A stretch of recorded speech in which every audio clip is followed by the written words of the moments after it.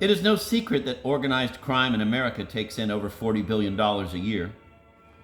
This is quite a profitable sum, especially when one considers that the mafia spends very little for office supplies.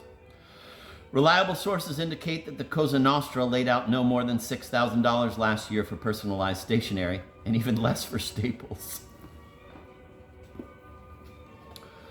Furthermore, they have one secretary who does all the typing and only 3 small rooms for headquarters, which they share with the Fred Persky Dance Studio.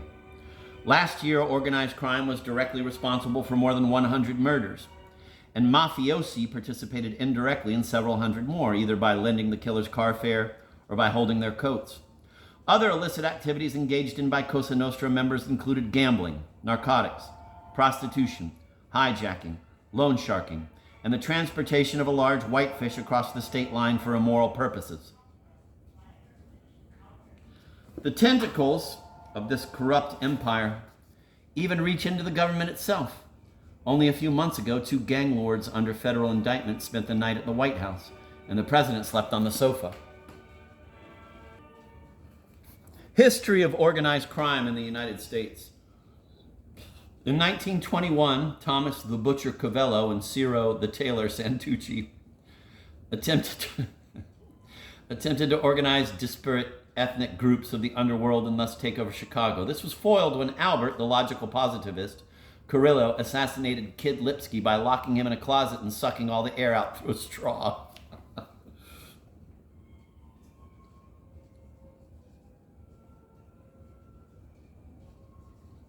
Lipsky's brother Mendy, alias Mendy Lewis, alias Mendy Larson, alias Mendy alias, avenged Lipsky's murder by abducting Santucci's brother Gaetano, also known as Little Tony, or Rabbi Henry Sharpstein, and returning him several weeks later in 27 separate mason jars. This signaled the beginning of a bloodbath. Dominic, the herpetologist, Mione shot Lucky Lorenzo, so nicknamed when a bomb that went off in his hat failed to kill him, outside a bar in Chicago. In return, Carrillo and his men traced Mione to Newark and made his head into a wind instrument.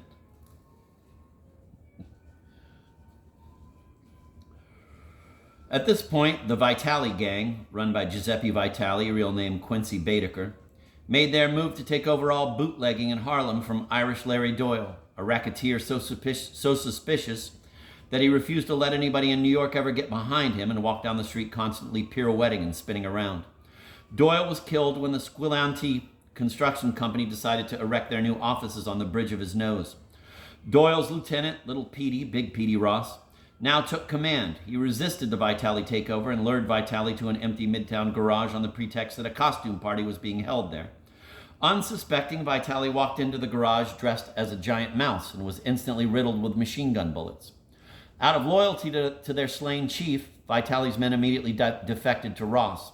So did Vitali's fiancée, Bae Moretti, a showgirl and star of the hit Broadway musical Say Kadish, who wound up marrying Ross, although she later sued him for divorce, charging that he once spread an unpleasant ointment on her. Fearing federal intervention, Vincent Colombrero, the buttered toast king, called for a truce. Colombrero had such tight control over all buttered toast moving in and out of New Jersey that one word from him could ruin breakfast for 2/3 of the nation. All members of the underworld were summoned to a dinner in Perth Amboy, where Colombrero told them that internal warfare must stop and that from then on they had to dress decently and stop slinking around. Letters formerly signed with a black hand would in the future be signed Best Wishes. Letters formerly signed with a black hand would in the future be signed Best Wishes, and all territory would be divided equally, with New Jersey going to Colombrero's mother. Thus, the Mafia, or Cosa Nostra, literally my toothpaste or our toothpaste, was born. 2 days later, Colombrero got into a nice hot tub to take a bath and has been missing for the past 46 years. Mob structure.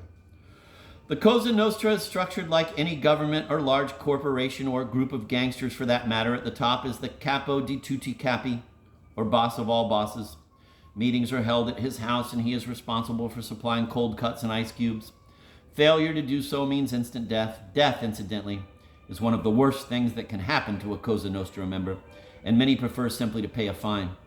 Under the boss of bosses are his lieutenants, each of whom runs one section of town with his, quote, family, end of quote.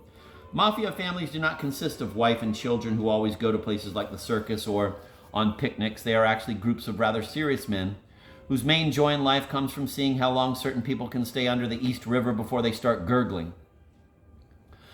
Initiation into the Mafia is quite complicated. A proposed member is blindfolded and led into a dark room. Pieces of Cranshaw melon are placed in his pockets, and he is required to hop around on one foot and cry out, "Toodles, toodles!" Next, his lower lip is pulled out and snapped back by all the members of the board, or commissione. Some may even wish to do it twice. Following this, some oats are put on his head. If he complains, he is disqualified. If, however, he says, "Good, I like oats on my head," he is welcomed into the brotherhood. This is done by kissing him on the cheek and shaking his hand. From that moment on, he is not permitted to eat chutney, to amuse his friends by imitating a hen, or to kill anybody named Vito.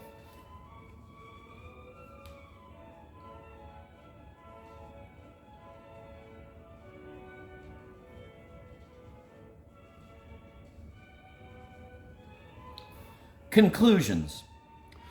Organized crime is a blight on our nation. While many young Americans are lured into a career of crime by its promise of an easy life, most criminals actually must work long hours, frequently in buildings without air conditioning. Identifying criminals is up to each of us. Usually they can be recognized by their large cufflinks and their failure to stop eating when the man sitting next to them is hit by a falling anvil. The best methods of combating organized crime are: 1. Telling the criminals you are not at home. 2. Calling the police whenever an unusual number of men from the Sicilian Laundry Company begin singing in your foyer. 3. Wiretapping.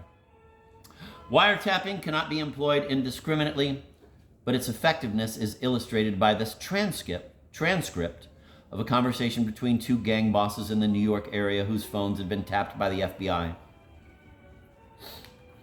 Anthony. "Hello, Rico?" Rico. "Hello?" Anthony. "Rico?" Rico. "Hello?" Anthony. "Rico?" Rico. "I can't hear you." Anthony. "Is that you, Rico? I can't hear you." Rico. "What?" Anthony. "Can you hear me?" Rico. "Hello?" Anthony. "Rico." Rico. "We have a bad connection." Anthony. "Can you hear me?" Rico. "Hello?" Anthony. "Rico." Rico. "Hello?" Anthony. "Operator, we have a bad connection." Operator. "Hang up and dial again, sir." Rico. "Hello?" Because of this evidence, Anthony the Fish Rotunno and Rico Panzini were convicted and are currently serving 15 years in Sing Sing for illegal possession of Bensonhurst.